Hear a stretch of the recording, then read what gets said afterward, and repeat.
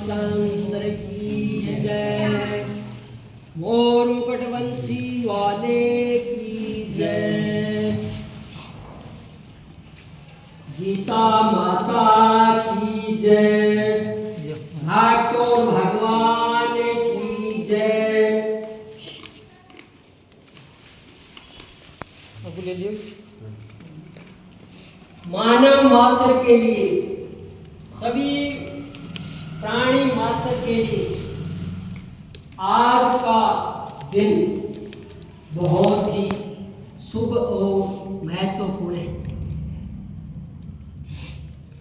भगवान ने कृपा करके महात्मा अर्जुन को माध्यम बनाकर गीता रूपी अमृत हमें प्राप्त करवाया। अर्जुन कायरता से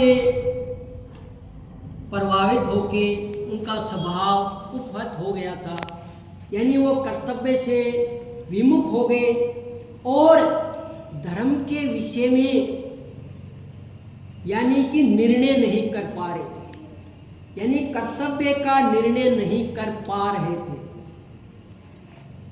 तो भगवान ने उनको कर्तव्य याद दिलाने के लिए और जीवन की वास्तविकता और जीवन का लक्ष्य ये बताने के लिए ये गीता रूपी अमृत प्रस्तुत किया। भगवान ने गीता में 3 साधन बताए हैं: कर्म योग, ज्ञान योग और भक्ति योग। सर्वप्रथम भगवान ने ज्ञान योग के द्वारा अर्जुन का मोह दूर करने का प्रयास किया। भगवान ने कहा ये अल्प ज्ञान लेके और ये भौतिक ज्ञान के द्वारा तुम जो बात बता रहे हो ये यथार्थ सत्य नहीं है। जीवन क्या है? भगवान ने बताया कि जिस तरह से मनुष्य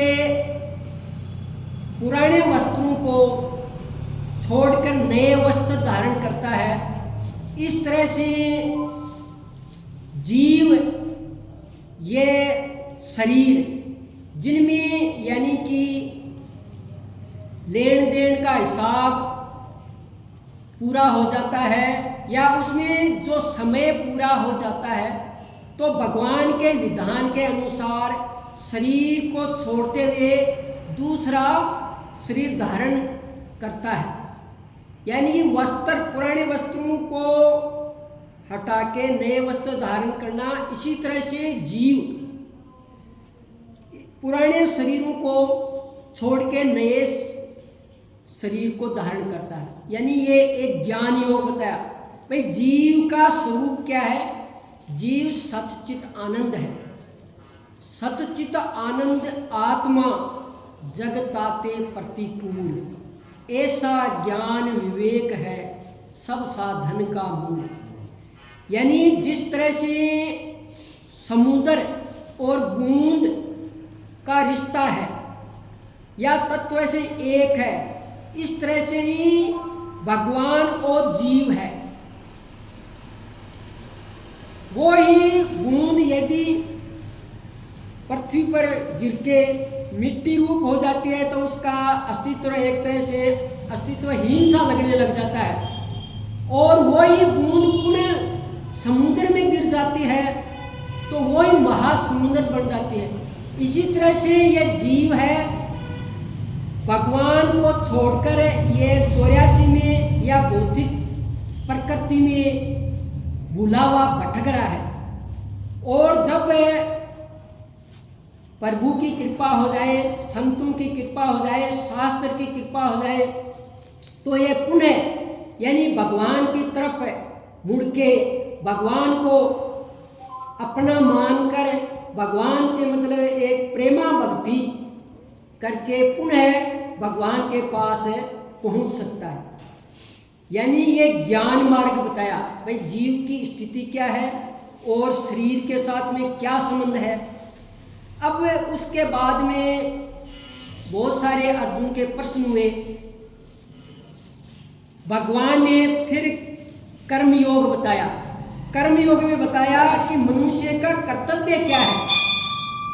भगवान ने कहा, मैंने ये जो सृष्टि की रचना की है इसके अंदर यानी सभी के कर्तव्य निर्धारित किए गए हैं। हर एक के भगवान ने बताया कि गुण और कर्म के आधार पर मैंने वर्णों की रचना की। जैसे 4 वर्ण होते हैं तो भगवान ने कहा गुण कर्म के आधार पर वर्णों की रचना की और वर्णों के मैंने कर्तव्य निर्धारित किए। जैसे क्षत्रिय के कर्तव्य, ब्राह्मण के कर्तव्य, वैश्य के कर्तव्य, शूद्र के कर्तव्य। तो भगवान ने कहा जो अपने कर्तव्य को सेवा भाव से करता है, भगवान की आज्ञा मानते हुए करता है, वो यानी इस संसार के राग द्वेष से छुटकारा पाके और वो मुझे ही प्राप्त होता है। देखो कितना सरल साधन बताया कि हम अपने कर्तव्य का पालन करते हुए हम जो भी कार्य हमें भगवान ने सौंपा है उसका पालन करते हुए भी हम मतलब भगवान के पास पहुंच सकते हैं, अपने जीव का कल्याण कर सकते हैं। तो भगवान ने हमें कर्मों के द्वारा शिक्षा दी कि भगवान का आशीर्वाद मान के भगवान की पूजा और सेवा मानते हुए हम सेवा भाव से कर्म करें तो भगवान की कृपा से हम भगवान को उपलब्ध हो सकते हैं। उसके बाद में भगवान ने भक्ति योग बताई। भक्ति योग में भगवान बहुत खुश हो जाते हैं खुद भी, क्योंकि भक्ति है ही ऐसी। भक्ति की उपमा दी गई है कि देखो जैसे ज्ञान योग में तो क्या होता है, दीपक की तरह होता है। अब अपने ये दीपक जलाया तो इसके अंदर दीपक हुआ तेल या घी, बत्ती और जलाने वाला, इस तरह से तो ज्ञान योग। और भक्ति को मणि की तरह बताया। भाई मणि होती है वो सौ प्रकाश होती है, अंधेरे में आप रख दो तो वो मतलब प्रकाश देगी। तो भगवान बहुत खुश हो जाते हैं जब भक्ति की बात शुरू होती है। और भक्ति बहुत सरल है, इतनी सरल है ये मतलब प्रभु की कृपा से समझ में आ जाए तो बहुत ही सरल है। भगवान ने क्या कहा कि इसके अंदर क्या है, सबसे पहले तो संबंध समझना पड़ता है। भाई हमारा भगवान के साथ में क्या संबंध है। तो संबंध में भगवान ने जैसे समुद्र और बूंद का उदाहरण दिया। उसके बाद में भगवान ने दिया कि ये जो जीव है मेरा ही सनातन अंश है, यानी हम भगवान के सनातन पुत्र हैं। माता और पिता दोनों भगवान है, जिसने ये हमारा शरीर तो माता और पिता दोनों की देन से है। और जो जीव रूपी हमारा स्वरूप है, खुद का स्वरूप, वो यानी भगवान कहता मैं ही परम पिता हूँ। और मैंने संकल्प से और कारण बताया भगवान शास्त्र में, उपनिषदों में, सब में, कि मैंने एकाकी न रमते, यानी अकेले से लीला नहीं होती, तो मैंने मेरे स्वरूपों की रचना करके और ये मतलब लीला और यानी एक प्रेम लीला जिसको रास भी कह देते हैं, आत्मा और परमात्मा का जो मिलन है उसको कहते हैं रास। यानी बहुत बड़ा नाम है रास, महारास। तो यानी व्यक्ति से की बुद्धि से परे की चीज़ है, लेकिन इस थोड़े शब्दों में है कि आत्मा और परमात्मा के मिलन को रास कहा जाता है। तो भगवान ने मनुष्यों की रचना खुद के लिए की, भाई ये मेरी लीला, प्रेम लीला है, उसको संपन्न करना है। अब देखो हमारा क्या संबंध भगवान के साथ में, हम भगवान के हैं, भगवान हमारे असली माँ बाप है।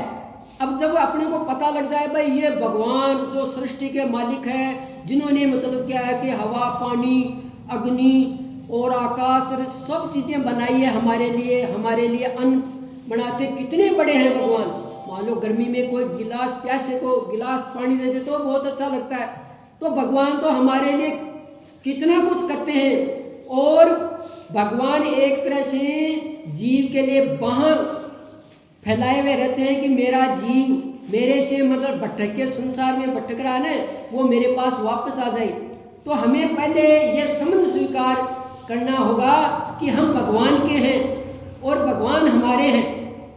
जब ये मतलब क्या है समझ स्वीकार कर लेंगे तो उसके बाद में भगवान की भक्ति अपने आप होने लग जाएगी। और करेंगे भी क्या, जो प्रभु परमात्मा हमारा मालिक है और ये मतलब क्या है संसार के सुख और संसार की जो हमें चीज़ें अच्छी लगती है ना, ये तो यानी कुछ भी नहीं है, यानी छाया जितना नहीं है। वहाँ जो सच्चित आनंद स्वरूप है, जहाँ उसका परम धाम है, जहाँ भगवान की लीला है, जिसमें भगवान हमें मतलब है रखना चाहते हैं परम धाम में। यदि भगवान ये चाहते हैं और हमें पता लग जाए तो हम तो मतलब खुद भी वहाँ दौड़ के जाएंगे और भगवान से प्रेम करेंगे। भक्ति का अर्थ होता है भगवान को प्रेम से चाहना और याद रखना, बस इतना ही है। हे प्रभु हम आपके हैं और प्रेम से भगवान को चाहना और स्मरण करना, यानी इसमें कोई दिक्कत नहीं है। प्रेम क्यों, मालिक से प्रेम भी होगा, उसको चाहेंगे भी, और परम धाम किसको नहीं चाहिए। तो यही मतलब भक्ति है। अच्छा, ये भक्ति के माध्यम है, यानी कि हमें जिस तरह से एक तार है वो जोड़ता है, मतलब बिजली का तार हो तो आगे मतलब बिजली पहुंचाता है, इसी तरह जो शब्द है राम, कृष्ण, राधे श्याम या जो जितने भी भगवान के नाम है, 1000 नाम तो शास्त्र में है, ये मतलब एक माध्यम है। तो हमें भगवान का नाम जपते हुए भगवान से मतलब अपने आप को जोड़े रखें, भगवान में अपने आप को लगाए रखें, यही भक्ति है। तो ये काम करते हुए भी हो सकता है, सब समय ये भक्ति हो सकती है। तो भगवान ने अर्जुन को यानी अज्ञान दूर करने के लिए और कर्तव्य की याद दिलवाने के लिए ये बताया कि मनुष्य का कल्याण कर्तव्य भाव से काम करने से भी हो जाता है, और जो ज्ञान है यानी स्वरूप, जब यानी कि स्वरूप का ज्ञान हो जाता है तो वो समुद्र और बूंद वाली स्थिति है, फिर वो मतलब भगवान से अलग नहीं रहता ज्ञान के स्वरूप में। और जब भक्ति के मार्फत भगवान से जुड़ते हैं फिर तो भगवान बहुत ज़्यादा खुश हो जाते हैं कि मेरा भटका हुआ जीव है वो मेरे पास आ रहा है। यानी एक दादा एक छोटे से तोतले बच्चे को दादा दादा करके जब पास में जाता है तो कितना खुशी होता है, और इसी तरह से भगवान उससे भी ज़्यादा खुश होते हैं। तो भगवान ने हमें गीता माता के मार्फत ये मतलब ज्ञान दिया। तो ये मतलब अपन गीता माता पढ़ते हैं तो ये सब चीज़ों का पता लगता है और हम मतलब सद्मार्ग में भी लगते हैं। इसी ज्ञान को फैलाने के लिए, इस ज्ञान रूपी गंगा को प्रभावित करने के लिए हम गीता जयंती मनाते हैं, सभी जगह मनाते हैं। तो हमें आज अपने जीवन को एक अच्छी दिशा में लगाएं, भगवान में लगाएं और अपने कर्तव्य को यानी सेवा भाव से करें। इसी मतलब उद्देश्य से हम यदि अपने जीवन को बनाएं तो हमारा आज यहाँ आना सार्थक होगा और भगवान के हम चरणों के प्यारे हो जाएंगे। तो मैं यही मतलब क्या है कि आप सभी से प्रार्थना करता हूँ कि आप सभी कम से कम यानी 10 मिनट जरूर देना चाहिए व्यक्ति को, यानी 10 मिनट में 5-7 श्लोक अर्थ सहित पढ़ा जा सकते हैं। कुछ मतलब आदमी यानी प्रेम पूर्वक राम राम राम इस तरह से अपने जो भी गुरु का नाम है, इष्ट प्रभु का नाम जो अपने जचा हुआ है उसमें मतलब क्या है कि स्मरण करो, तो फिर देखो जीवन का और ही मतलब क्या आनंद होगा। आदमी का मतलब सारा संसार ही वो उसको मतलब अपना भी लगेगा, भगवान में भी लगेगा। यानी ये उच्च स्थिति में तो ऐसा होता है कि मेरे प्रभु ही सब रूपों में है और इन सब की सेवा मेरे प्रभु की सेवा है, इस तरह का मतलब क्या है कि भाव बनता है। तो अपन सभी यानी भगवान के चरणों में आज आए और अपना जीवन धन्य किया, और प्रयास यह रखें कि हमेशा हम इस तरह से उत्सव में आए और अपने जीवन को भगवान में लगाएं। बोले श्यावर रामचंद्र की जय, मोर मुकुटवंशी वाले की जय, गीता माता